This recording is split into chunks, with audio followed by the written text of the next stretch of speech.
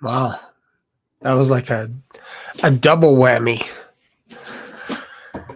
Welcome to Black Swan Revelations. My name is Shane, and today we are going to go into the book of Genesis.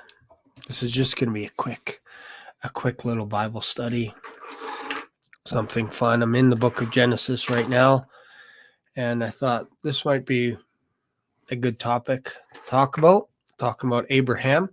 So I'm going to be reading Genesis 12, and again, it's not going to be very long. It's not going to be very long. But I think it's important sometimes to go back to the beginning. And I love the book of Genesis. Actually, I love the whole first 5 books of the Bible. It's actually quite amazing. Granted, numbers takes a little bit of inertia to get through, a little bit. Lots of names, lots of numbers. But Genesis is pretty fun. It's pretty action-packed. Lots going on. Lots of history in one book. Like we're talking thousands of years of history. Crazy, right? All right, so let's go to Genesis chapter 12. Have a little look. Let's have a little gander. Genesis 12. Let's see here.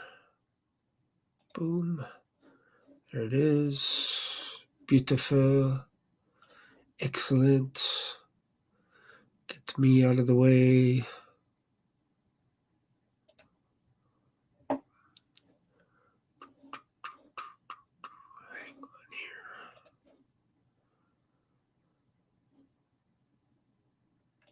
There it is, right there.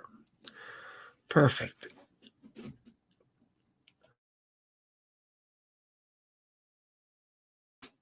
All right, let's jump into this here. Genesis 12. Now the Lord had said unto Abram, Get thee out of thy country, and from thy kindred, and from thy father's house, unto a land that I will shew thee, and I will make of thee a great nation, and I will bless thee, and make thy name great, and thou shalt be a blessing. And I will bless them that bless thee, and curse them that curse thee, and in thee all families of the earth be blessed.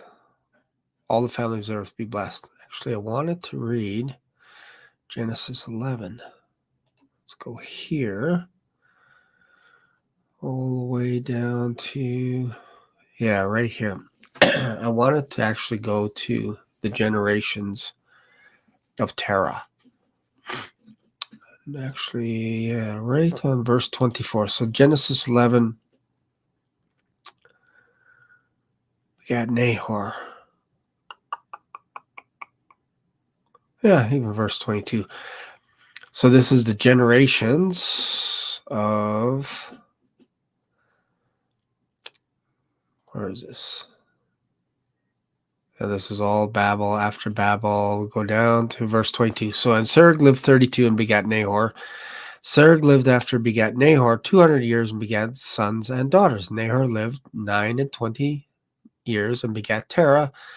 And Nahor lived after begat Terah 119 years and begat sons and daughters. And Terah lived 70 years and begat Abram, Nahor, and Haran.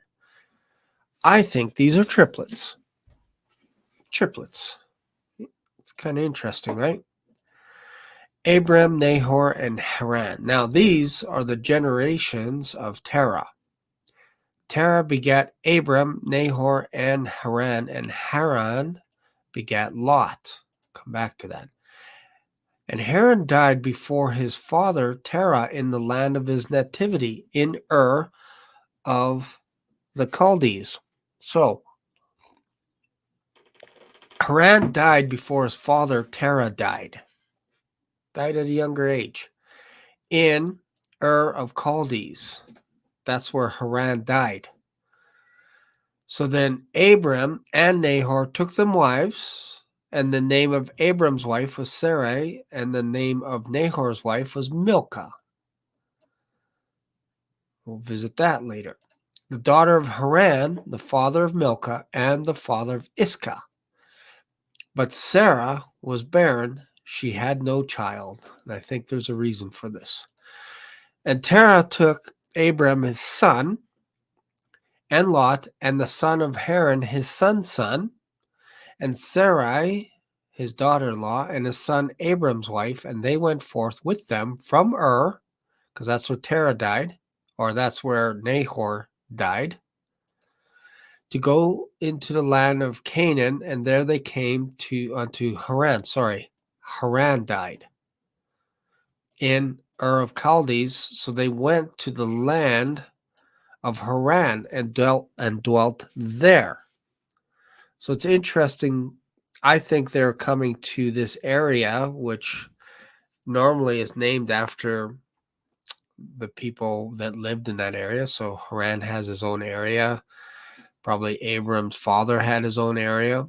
But they left the land of Chaldees and came to the land of Canaan. And the days of Terah were 205 years, and Terah died in Haran. So in the area of Haran, he died.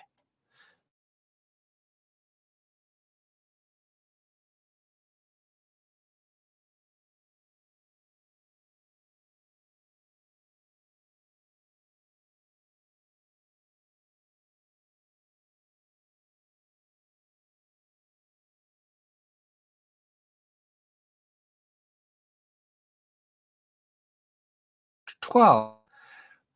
Now the Lord had said unto Abram, get thee out of thy country and from thy kindred. So separate yourself from your kindred and from thy father's house unto a land that I will shew thee. And I will make of thee a great nation, and I will bless thee and make thy name great, and thou shalt be a blessing. And I will bless them that bless thee, and curse him that curseth thee. In thee shall all families of the earth be blessed. So I think this is in direct relation to Abram. I don't think this applies today because Abram is not here on the earth today. But people use this and say, no, that's talking about Israel. And it's like, I get it. You don't say bad things about Israel, but that's not what this is about. This is about Abram surviving in the land of Canaan. That's what this is about. So Abram departed as the Lord had spoken unto him, and Lot went with him. And Abram was 75 years old when he departed out of Haran. And Abram took Sarai his wife, and Lot his brother's son, and all their substance that they had gathered, and the souls that they had gotten in Haran. Who are they? Well, probably all of Haran's inheritance transferred over to Lot, and quite possibly Abram, because his father died. And so when his father died, Terah, I believe his father died. He died in Haran. Abram acquired all of his substance. And because Haran had just died, Lot had all his substance passed on to him from his father, Haran. So Abram acquired everything from his father, and Lot from his father, Haran. This is how they became rich. And Abram passed through the land unto the place of Sichem, unto the plain of Morah, and the Canaanites was then in the land. Remember, this is Moses writing this. And the Lord appeared, because you're going to see every once in a while that Moses would insert something like they're headed towards Dan. Dan didn't exist yet. But from Moses' perspective, which is kind of an interesting thing to think about, he knew where the area of Dan was going to be, which is north. That's kind of interesting. Talk about that a little bit later. So if Moses died before they got to the promised land, that means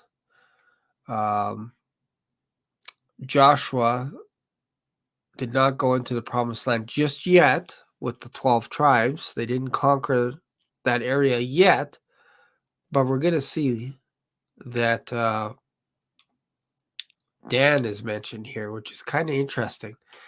And I think it's from the perspective of maybe it's prophetic in some ways, because the land wasn't divvied up yet. It's kind of interesting, right? Just something to think about. All right. The Lord appeared unto Abram, said, unto thy seed will I give this land, and there he builded an altar unto the Lord who appeared unto him, and he removed from thence unto a mountain on the east of Bethel, and pitched his tent, having Bethel on the west and Hai on the east. This is actually Ai, so later becomes just Ai in the book of Joshua. And on the east, and there he builded an altar to the Lord and called upon the name of the Lord. So this area between Bethel on the west and Ai on the east, there's where he built an altar. So he pitched an altar in the middle. This is where Joshua conquers Ai. Remember when he sent one party to hide in behind Ai? And I believe it was on the west side of Bethel, in between Bethel and Ai. And then he went out into the desert region area, an opening. And then Ai came out to attack them, probably Amorites. And Joshua was setting a trap for them. And I think the inhabitants of Bethel came out as well to try and take out Joshua, and it backfired on them. They ended up getting destroyed. What's interesting is all these nations in Canaan started coming after Joshua. It's almost like he kicked the hornet's nest by taking down Jericho, and all 31 kings were coming after Joshua. He didn't have to go after them. They came after him, which is quite interesting when you think about it, because they were amassing armies, looking at the allegiances that were being formed, and like, we got to take out these Israelites. They're invading our land. So they all came after Joshua. He basically just had to stand his ground. It's kind of interesting. All right.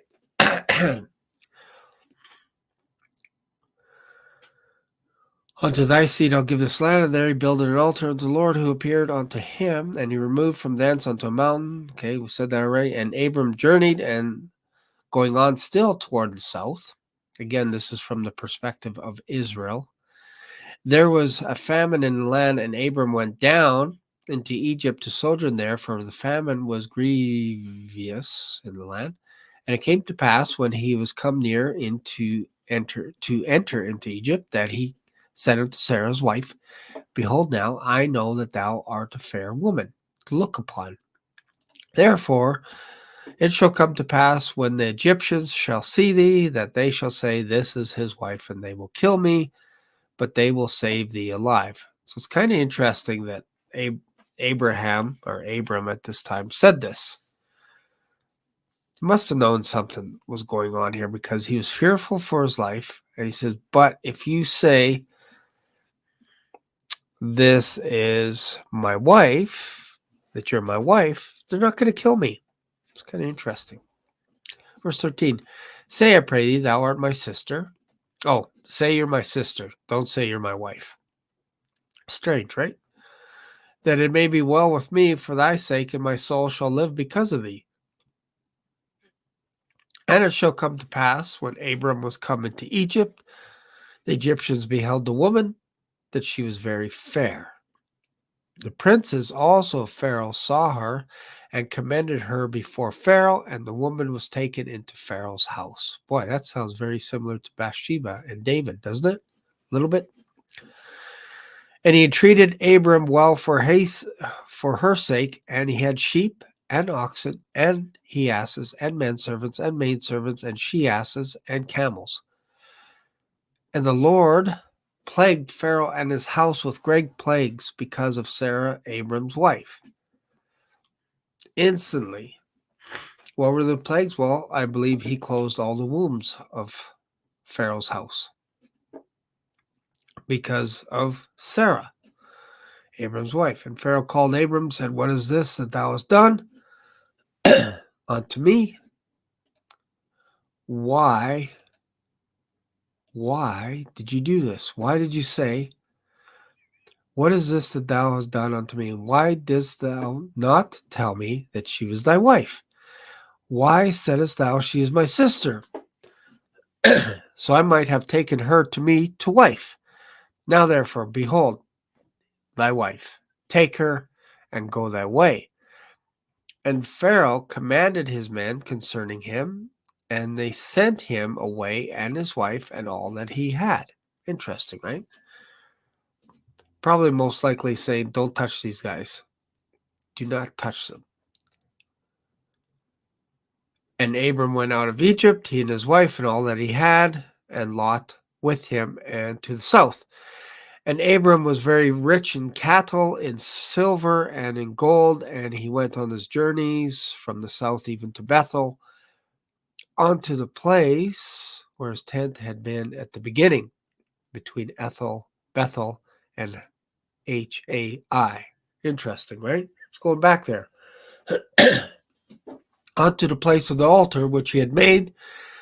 Therefore, at the first, there Abram called on the name of the Lord. And Lot also, which went with Abram, had flocks, herds, and tents, most likely from his father Haran, who was also Abram's brother. And the land was not able to bear them, that they might dwell together, for their substance was great, so that they could not dwell together. And there was a strife between the herdmen of Abram's cattle and herdmen of Lot's cattle. And the Canaanite and the Pezerite dwelled in the land. And Abram said unto Lot, let there be no strife, I pray thee, between me and thee, and between my herdmen and thy herdmen, for we are brethren. It is not the whole land before thee. Separate thyself, I pray thee, from me, if thou wilt take the left hand, and we'll come back to this. Pay attention to this. And I will go to the right. If thou depart to the right, I will go to the left. And Lot lifted up his eyes, and beheld all the plain of the Jordan, that it was well watered, everywhere before the Lord destroyed Sodom and Gomorrah, even as the garden of the Lord, which is interesting. Like the land of Egypt, as thou comest unto Zor. So obviously this is a geographical region that Moses was quite familiar with. And what's interesting is this is the first time we see the word Lot being used as a decision, as in Abram said to Lot, let there be no strife between me and thee. Is not the whole land before thee? Choose which land you want. If you go to the left, I'm going to go to the right. If you go to the right, I'm going to go to the left. This is what you call a lot. Today, we call them ballots. So if you're voting, if you're making a choice on a candidate, you're casting lots, ballots, lots. That's all this means. It means you're making a choice. So when the disciples had lost Judas, they said, we need to cast lots because we need to make a choice based on these two people that are before us. They didn't roll dice. I don't know who came up with that idea, but it's not true. They didn't roll dice. Snake eyes. All right, Matthias, you're the one. No, they voted, most likely by lifting up their left hand or their right hand. All in favor of Matthias, say aye, or lift up your left hand. All those in favor of this other disciple, which I can't remember right now, raise your right hand. Then they counted. Okay, 1, 2, 3, 4, 5, 6, 7, 8. Okay, Matthias, you're the new disciple. That's what casting a lot is. They did the same thing on the boat with Job. Where am I here? With Job. Remember when Job was on the boat and he was taking a little nappy time, sleeping? The shipsmen were like, what is going on? We are going to sink. And so what they did is they began to ask everyone, going, what's going on? Maybe a little bit superstitious, who knows? But then they remembered that there was a Hebrew aboard, an outsider, a stranger aboard the ship. So they went down, woke him up and said, what are you doing here? Who are you? Where are you from? What's your God? All this kind of stuff. And Job confessed and said, I am actually a Hebrew. So then he said, if you toss me over, actually that was after, basically they came to Lot. Why don't I just read the story? Why don't I just read it? That way I'm not making anything up here. Let's go to Jonah. I think this is important because some people think, oh, it's just casting lots. It's like they were gambling or something like that. And it's kind of weird. I'm trying to show you the first place that we see Lot is when we see Abram and Lot making a decision. And I think this carries forward into the book of Jonah. So look at this here. But the Lord sent out a great wind. So this is verse, what are we looking at? Jonah chapter 1. God tells Jonah to go to Nineveh. He says, nope. And then he goes to Tarshish. And then verse 4, but the Lord sent out a great wind to the sea, and there was a mighty tempest in the area, so the ship was like to be broken. Most likely it was going to be destroyed. Then the mariners were afraid and cried every man unto his God and cast forth the wares that were in the ship into the sea to lighten it. So they're trying everything they could to stay afloat. But Jonah was gone down into the sides of the ship, and he lay and was fast asleep. So into the sides of the ship. This just means he went inside the ship to go to sleep. You'll see the same wording when it comes to the ark. God told Moses to lay, the manna, the bud of Aaron's rod, and the 10 Commandments into the sides of the ark. That just means put it inside the ark. So here we see, and he lay and was fast asleep. Verse 6, so the shipmaster came to him and said unto him, what meanest thou, O sleeper? Arise and call upon thy God, if so be that God will think upon us, that we perish not. And they said everyone to his fellow, come.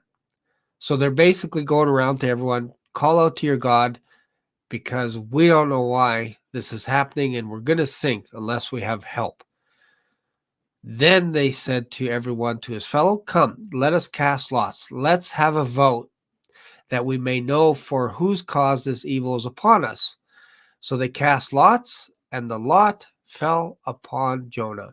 They took a vote, and they looked at Jonah. This guy's an outsider. Let's ask him. Then they said unto him, tell us, we pray thee, for whose call this evil is upon us. What is thine occupation? So he's a stranger on the ship. They're like, who are you? Where are you from? Where'd you come from? What are you doing here? What's your occupation? All this kind of stuff. So if we back up to verse 7, they cast lots. That's what lots means. They're just taking a vote. That's it. They're not rolling dice. I don't know who came up with that idea. It's nowhere in the Old Testament that they roll dice. That's just some made-up thing. They cast lots. They wanted to see who it was, so they took a vote. This happened with the disciples. Otherwise, you're forced to say that the disciples were gambling by rolling dice. They just randomly chose Matthias. No, they picked someone that had been with them from the beginning of Jesus' ministry, starting with, I believe it was with the baptism. I could be wrong. But at the very beginning of his ministry, all the way until they saw him go up to heaven. That was the qualification. So then they're thinking about it, and they're like, okay, we have 2 disciples. Actually, Matthias was there every step of the way. So we're going to vote for him. That's all it is. It's real simple. This isn't gambling.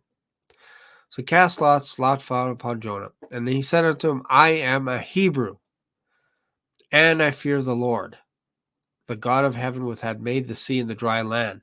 So it's interesting that they're saying, what is your occupation? I am a Hebrew. That's his occupation. Then the men were exceedingly afraid and said unto him, why hast thou done this? For the men knew that he fled from the presence of the Lord because he told him. So here's our evidence that they knew he was a stranger. They knew that he fled from the presence of the Lord because he had told them he'd fled. So now they're afraid. They're like, great, now we're going to sink because of him. What should we do that the sea may calm unto us? For the sea wrought and was tempestuous. He said, take me up and cast me forth into the sea, so shall the sea be calm unto you. For I know that for my sake this great tempest is upon you. Nevertheless, the men rowed hard to make it to the land. They didn't want to kill him. They didn't want to throw him over. But they could not, for the sea wrought and was tempestuous against them. What's interesting is this happened to the disciples. They were trying to row and they weren't gaining ground, and Jesus walked on water and caught up to them. They're basically stuck in the middle of the Sea of Galilee, not moving. Wherefore they cried unto the Lord and said, we beseech thee, O Lord. That's so interesting that they're crying out to the Lord. Who are these people?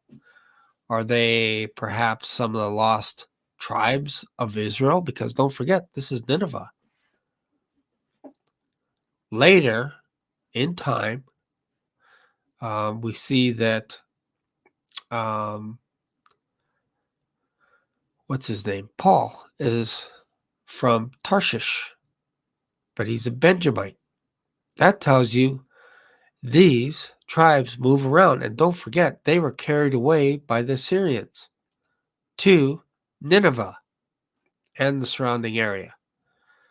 So it's weird that these people are saying, wherefore they cried unto the Lord, and they said, we beseech thee, O Lord, we beseech thee, let us not perish for this man's life, and lay not upon us innocent blood. Boy, that sounds sure Old Testament-ish, doesn't it?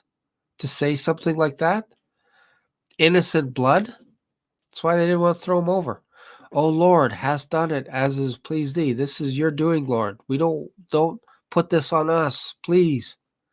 So they took up Jonah and cast him forth into the sea, and the sea ceased from her raging. Then the men feared the Lord exceedingly and offered a sacrifice unto the Lord and made vows. Boy, if that doesn't sound like Israelites, I don't know what does. Now the Lord had prepared a great fish to swallow up Jonah, and Jonah was in the belly of the fish 3 days and 3 nights. All right, I'm going to stop there. We're going to stop there. Hello, Benzo. Just doing a quick little devotion here. I find the book of Jonah quite fascinating. You learn something almost every single time you read it. And also in the book of Genesis, talking about Abraham. Abram. So I'm about halfway done the Bible. I've slowed down a little bit. I started January 8th. I have basically Genesis to Song of Solomon, Song of Songs, and then I'm done. My first pass this year. So I'm a little bit behind my pace, but that's okay because I'm doing a little bit of deeper dives, and I've been making more videos on this YouTube channel as well. So that happens. That just happens. But it's not because of a lack of reading. It's just I like diving into Romans. I like doing these Bible studies, all this kind of stuff. Lots going on. I'm also in charge of the men's ministry at our church as well. So lots of moving parts. But I wanted to just do a quick little Bible study here. It's Easter Monday here. My wife's not working. I'm at home. So I thought, you know what? This would be kind of a nice time to do a quick little Bible study day after Easter. And I hope you got something out of this. If you have, feel free to subscribe to this channel. And feel free to leave a comment if you like this kind of thing, and then I'll make more videos like this. Anyways, hope you had fun, and I will see you in another video. Bye for now.